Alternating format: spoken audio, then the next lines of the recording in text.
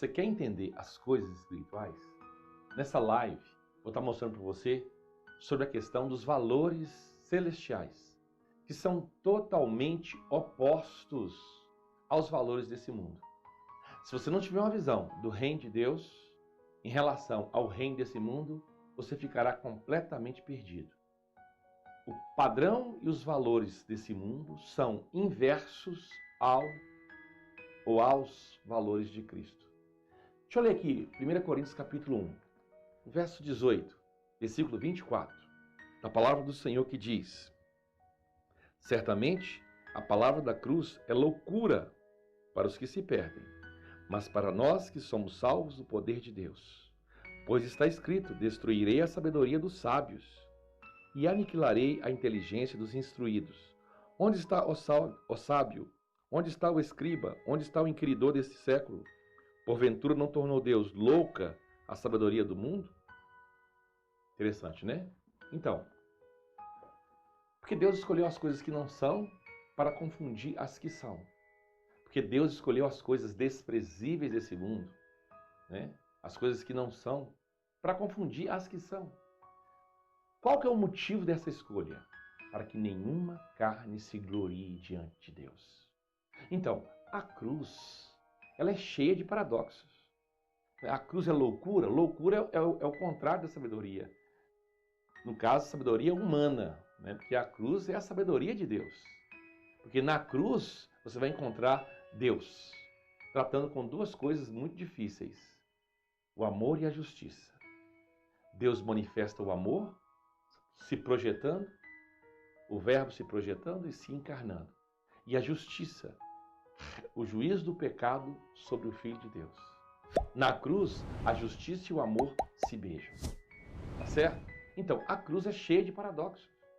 O reino de Deus, ele é de cabeça para baixo em relação a esse mundo.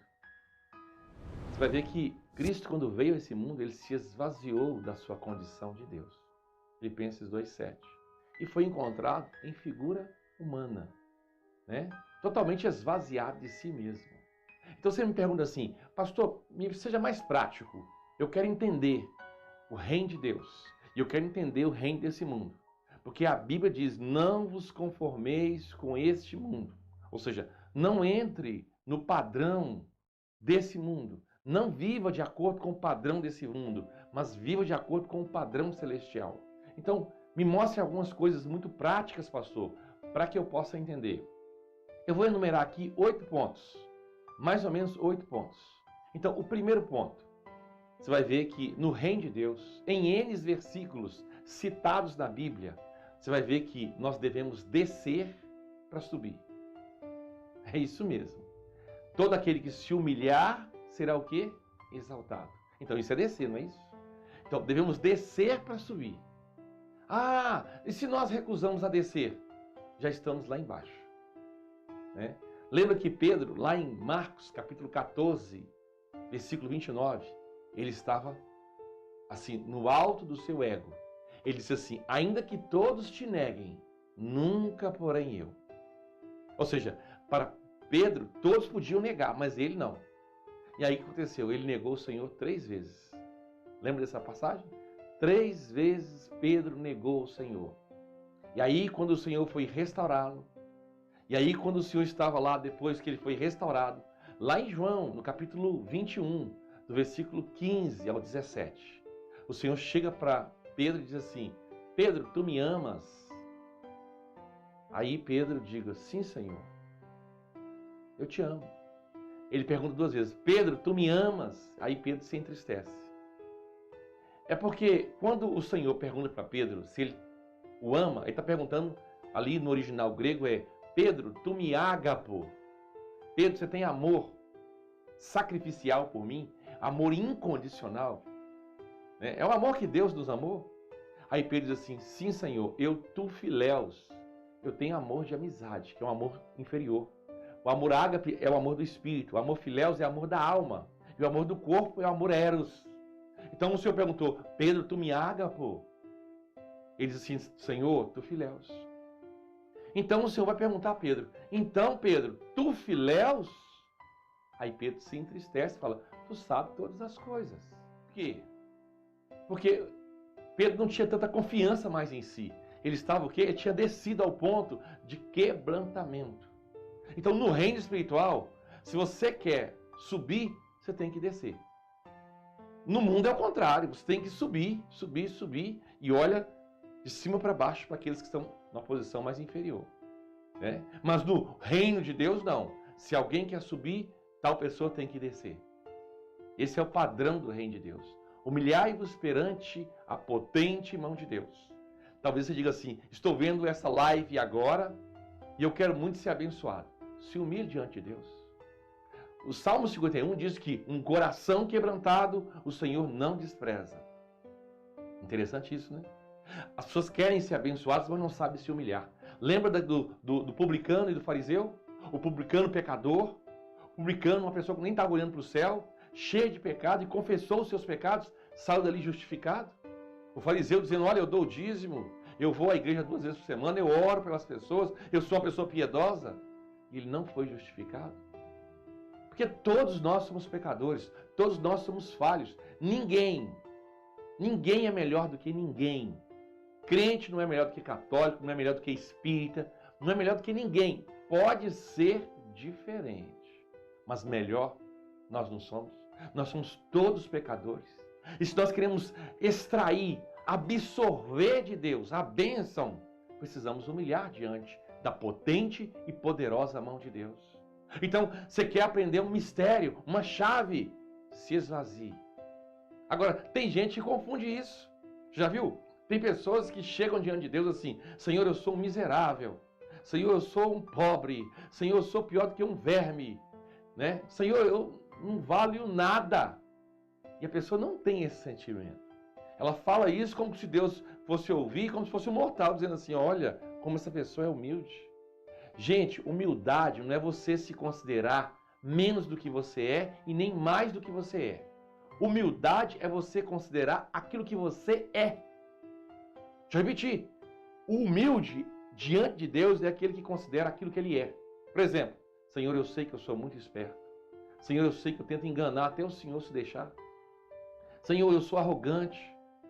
Então, quando você fala aquilo que você é, principalmente os pontos negativos, e você confessa diante de Deus e você reconhece que é o pecador, então aí você está se humilhando. Agora, não, Senhor, eu não valho nada, mas no fundo acho que vale alguma coisa. Eu não sou nada, mas lá no fundo sabe que é alguma coisa, pelo menos na sua cabeça. Isso não é humilhação.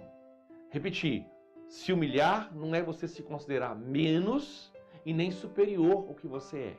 Se humilhar é você se colocar diante de Deus, diante daquilo que você é.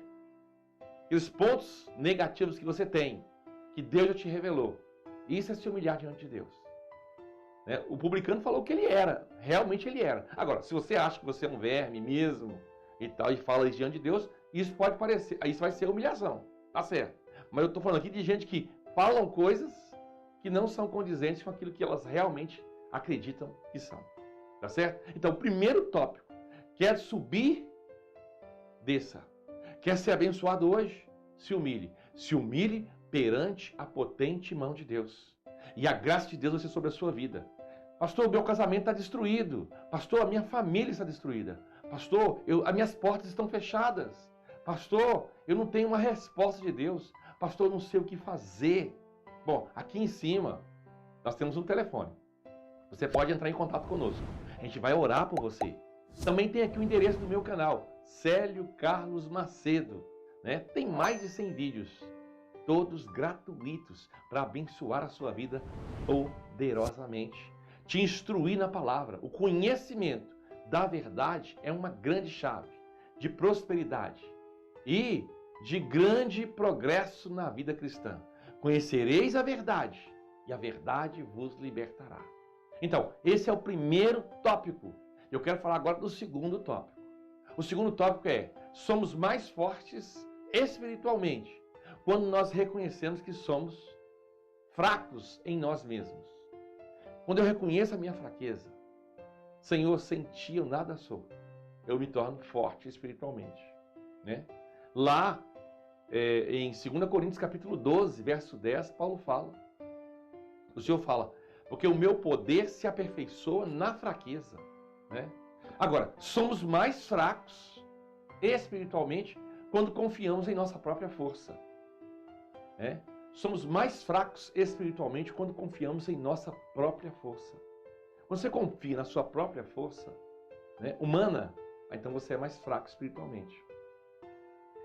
Jeremias 17,5 fala: maldito o homem que confia no homem. Esse maldito homem que confia no homem, maldito eu que confio em mim mesmo. Né? Você confia em você mesmo? Né? Devemos tão somente confiar em Deus. E João, capítulo 15, versículo 5 vai dizer: sem mim nada podeis fazer. Bom, a fraqueza espiritual não é um problema para Deus. Ou seja, a incapacidade física, né? A fraqueza física não é um problema para Deus agir. A exemplo de Abraão e Sara, né? Abraão foi envelhecendo, Sara também. Eles não tinham mais vigor físico, né? Mas, no entanto, a graça de Deus foi sobre a vida deles. Para Deus não importa se a natureza é forte ou fraca, né? Quando a natureza é fraca, a pessoa percebe que a glória e o poder é todo de Deus, né? Agora, a força do nosso ego, a força do nosso eu, a nossa confiança na nossa força física também são empecilhos para Deus agir, né? Então, veja bem, o terceiro tópico que eu queria falar aqui é o seguinte: embora muitos cristãos sejam financeiramente pobres, eles têm o poder de enriquecer espiritualmente a muitos. Olha, está escrito isso. 2 Coríntios capítulo 6, versículo de número 10. Olha o que diz lá. Segunda Epístola aos Coríntios 6, 10. Diz assim. Olha que coisa tremenda. Entristecidos, mas sempre alegres. Pobres, mas enriquecendo a muitos. Nada tendo, mas possuindo tudo. Aqui está falando do aspecto exterior e do aspecto interior, né? Pobres externamente, mas ricos espiritualmente. Nada tendo externamente, mas tendo tudo interiormente. Porque temos um tesouro em vasos de barro. Agora, quando achamos que estamos ricos, espiritualmente mesmo, nós temos conhecimento de tudo, né? Nós temos toda a teologia, né? Aí a Bíblia fala: não sabes tu que és um cego, um pobre, né? E nu? Né? Aconselho que me compre ouro refinado no fogo para te enriqueceres, veste para encobrir a tua nudez. Então, quando você acha que sabe, descobre que o fulgor, a vida, a unção de Deus ela vai embora completamente. Tá certo? Nunca devemos perder o amor e a simplicidade e o espírito de temor e dependência de Deus, se nós queremos realmente usufruir da sabedoria de Deus.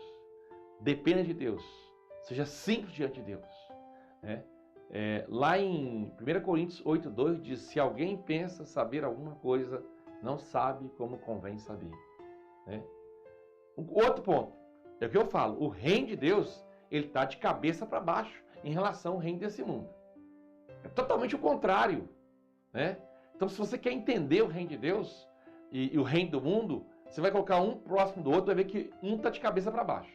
Se em relação ao mundo, o reino de Deus está de cabeça para baixo, né? O cristão, por exemplo, possui mais quando mais distribui. No mundo não, você tem que reter, ajuntar tesouro na terra. Mas no reino de Deus, quanto mais você dá, mais você tem. Isso mesmo. E possui menos quando mais posse retém.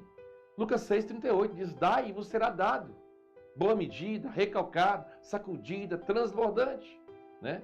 Então, quanto mais você dá, mais você tem.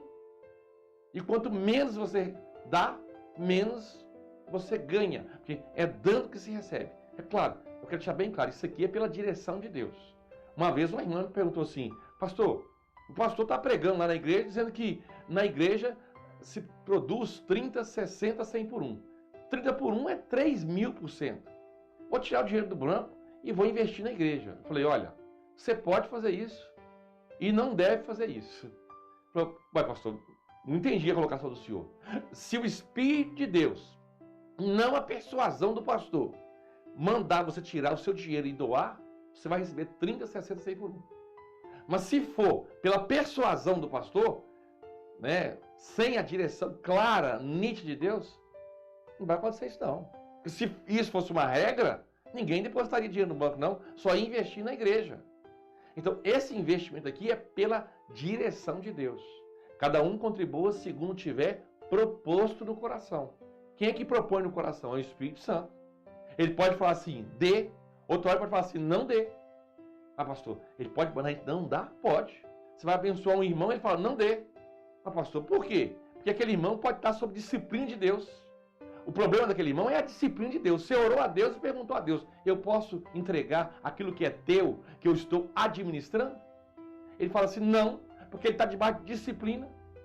Ah, se um pai estiver batendo num filho e o outro irmão chegar e falar, não faça isso, o que acontece? Ele vai entrar debaixo da disciplina. Então, irmãos, nós temos que ser guiados pela vida de Deus. O Novo Testamento te mostra que você recebeu a vida de Deus para dentro de si. Então, você pode consultar, pode não, deve consultar essa vida que habita dentro de você. 1 João, capítulo 2, versículo 20 e 27. Lá diz claramente, e a unção que vós recebestes vos fará saber todas as coisas. Tá certo? Às vezes, nós fazemos mais nada fazendo. Isso mesmo. A Bíblia fala, aquietai-vos perante a potente mão de Deus. Sabei que eu sou o Senhor. Né? Pode ler o Salmo 46, versículo 10. E vamos mais longe, parados. Então, às vezes, a pessoa, ela quieta, esperando em Deus, ela faz mais do que agitada para um lado e para o outro. Claro, outras vezes o Senhor manda você ir para A, B ou C. Mas outras vezes você parado, esperando em Deus, é mais produtivo do que correndo para um lado e para o outro sem saber o que fazer. Então o reino de Deus, ele está de cabeça para baixo. Frequentemente, o ministério pastoral, profético, o ministério de pregador, o ministério de levita, o ministério na igreja, ele é interpretado como sendo uma escada para cima. Isso não posso generalizar, mas muitos interpretam o ministério como sendo uma escada para cima. Você pergunta assim, o que você é? O cara fala assim, eu sou um pregador. E você? Um pastor. E você? Eu sou um bispo. E você? Eu já sou um apóstolo. E você? Eu sou um querubim. E você? Eu sou um patriarca. E você? Eu sou o Senhor Jesus. Um negócio assim. Onde aqueles que servem a Deus são vistos numa posição cada vez mais elevada em relação aos demais. A Bíblia fala que nós devemos servir o Senhor e nos considerar como servos do quê? Inúteis. Você pode ler lá Lucas 9, 48c. Tá certo? Aí você vê o seguinte. Nesse ponto é que surgem os astros do cristianismo. Mas seria esta a forma correta de nós encararmos o ministério?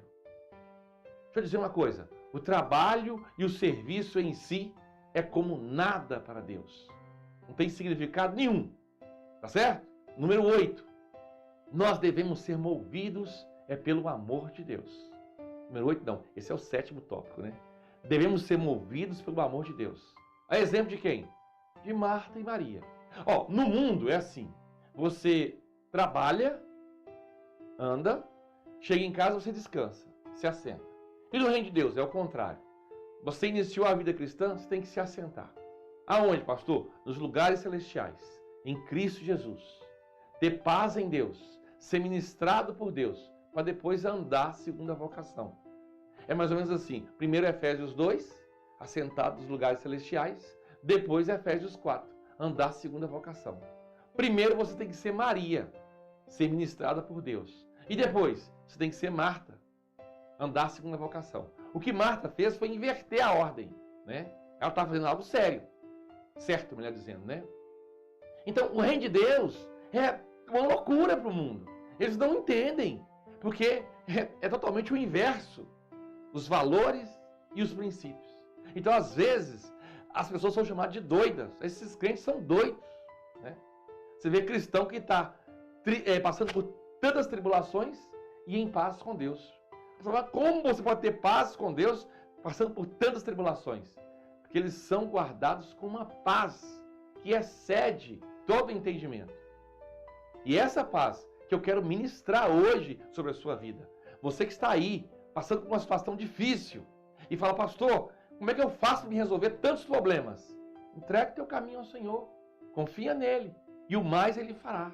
Descansa em Deus, né? Te digo hoje, nesse exato momento, nesta hora, entrega o seu coração, a sua vida, os seus problemas nas mãos de Deus. Deixe que a paz de Deus governe o seu coração. Pastor, por que eu vou ter paz? Porque eu vou ter confiança que os meus problemas estão nas mãos de Deus. Claro, isso não é passividade. E vou estar aberto para que o Senhor me mova a fazer aquilo que tem que ser feito. Por exemplo, uma pessoa está desempregada. Ela ora a Deus e fica em casa dormindo até 10 horas da manhã. Não vai acontecer nada. Está desempregado? Ore a Deus. Busque a Deus. Senhor, quando eu devo sair? Como eu devo sair? Aonde eu devo ir? E saia cedo. Contei aqui os irmãos da igreja onde eu congrego aqui, que quando eu tinha 20 anos, eu saí para procurar um emprego. Fiquei desempregado para procurar emprego. E aí, eu saí muito cedo. Na verdade, eu saí era meia-noite. Eu queria comprar o primeiro jornal na Praça 7. E quando deu meia-noite, 1h da manhã, eu peguei o jornal na Praça 7 e olhei os empregos. Eu não dormi essa noite. E aí eu fui, olhei, perguntei ao senhor qual que eu deveria ser. Eu falei, esse. Eu fui lá trabalhar na CBTU, Companhia de Transporte Urbano. Claro, era uma empreiteira que prestava serviço para a CBTU. E eu fui cedo. Eu era o primeiro da fila, não tinha ninguém. Quando deu 7 horas da manhã, 6 horas da manhã, começou a aparecer os primeiros. E aí, quando a moça foi me entrevistar, eu disse para ela assim, olha, se você me der essa vaga de emprego, eu vou ser um funcionário e vou vestir a camisa dessa empresa. Eu não vou ser mais um, mas eu vou fazer a diferença nessa empresa.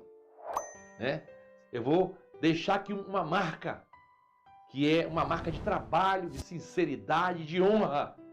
Quando eu falei aquilo, olhando nos olhos daquela mulher, aquela mulher gritou assim, gente, manda o pessoal embora, porque nós já encontramos o homem. Claro, eu orei a Deus? Orei a Deus. E busquei direção de Deus de como eu deveria me mover. Então, não é uma passividade. A paz de Deus guarda o nosso coração. A paz de Deus nos dá segurança de que Deus está em pleno controle da nossa vida. Porém, temos que ter sensibilidade para sermos direcionados pelo Espírito Santo de Deus. Quer ser cheio do Espírito Santo de Deus? Olha, no mundo, para você se embriagar, você pega um copo de bebida alcoólica e bebe. E isso é de fora para dentro.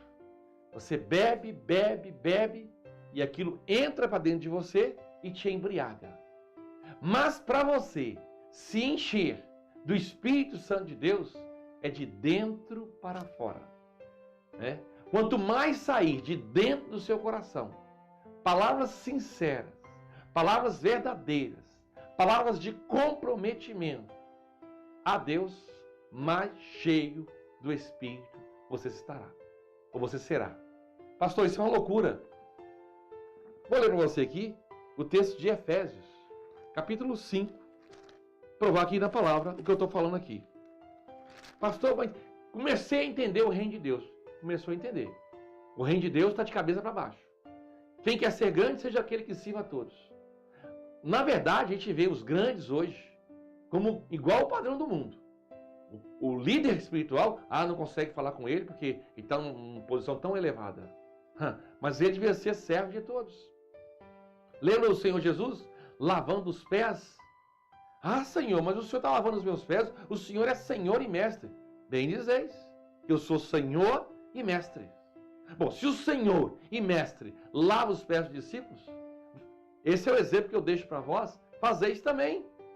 Então, temos que entender o reino de Deus, porque, na verdade, infelizmente, a igreja tem copiado o padrão do mundo em relação a servir, em relação a ser. São pessoas que são popstar, Tem nada a ver com o princípio da igreja. As pessoas se acham superiores. Tem gente que acha que pastor, apóstolo, isso é título. Irmãos, isso é dom. A Bíblia fala assim, vós todos sois irmãos. Isso é dom. Isso não é título. Ah, pastor, mas isso quebra meu eu. Mas é para quebrar o eu mesmo. Convém que eu diminua. O eu diminuir. E Cristo tem que crescer. Efésios 5, versículo 18 e 19. Olha o que diz lá. Então, não vos embriagueis com vinho, no qual há dissolução e contenda, mas enchei-vos do meu espírito, falando entre vós com salmos, entoando e louvando de coração ao Senhor com hinos e cânticos espirituais. Então, quando você quer embriagar, ser cheio do Espírito Santo de Deus, que do seu coração brote palavras que honrem, que louvem e que adorem o Senhor Deus. Salmos, hinos, louvor. Está passando por uma tribulação? Vou te dizer agora, nessa live, coloca uma música, um cântico evangélico na sua casa. Muda a atmosfera da sua casa. Às vezes só tem gritaria, brigas, né? A pessoa está ouvindo lá músicas mundanas, que não louvam nem que exaltam a Deus. Às vezes só tem letras bonitas, mas a origem, a fonte é de um espírito não convertido. E o que conta para Deus é a origem. Infelizmente tem músicas evangélicas que são apenas shows de cristãos, de filhos de Deus também. Vamos falar a verdade. Mas coloque algo que exalte, que adore e que esteja de acordo com a palavra de Deus dentro da sua casa. Você vai mudar a atmosfera da sua casa, louvando ao Senhor, bendizendo o nome do Senhor, exaltando o nome do Senhor.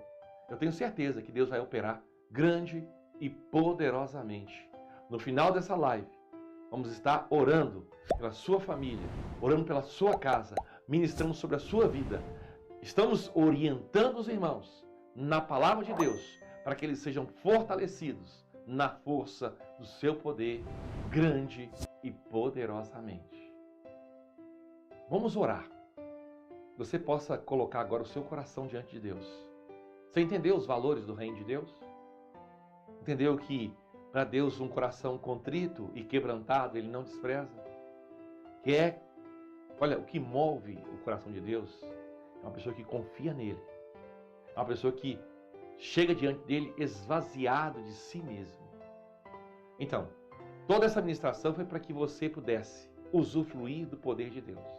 Se você está nessa condição agora, não importa o seu problema, seja de saúde, seja financeiro, seja familiar, seja espiritual, a graça de Deus será sobre a sua vida. Irá te suprir naquilo que é o propósito de Deus. E eu vou orar com você. Pai Celestial, Deus eterno, contempla agora essas vidas que se dispõem diante da tua presença. Toca agora, Pai, nesse coração que está angustiado, que está triste, que está abatido. Que o poder do teu Espírito possa renovar, restaurar e fortalecer cada vida nesse momento. E que toda obra contrária das trevas, contra a vida dos teus filhos, pelo poder, pela autoridade que há no nome de Jesus, sejam agora desfeitas. E que haja paz na família, e que haja portas abertas, e que vidas sejam supridas pelo poder e pela graça do teu Espírito. Nós oramos e concordamos em nome de Jesus. Amém.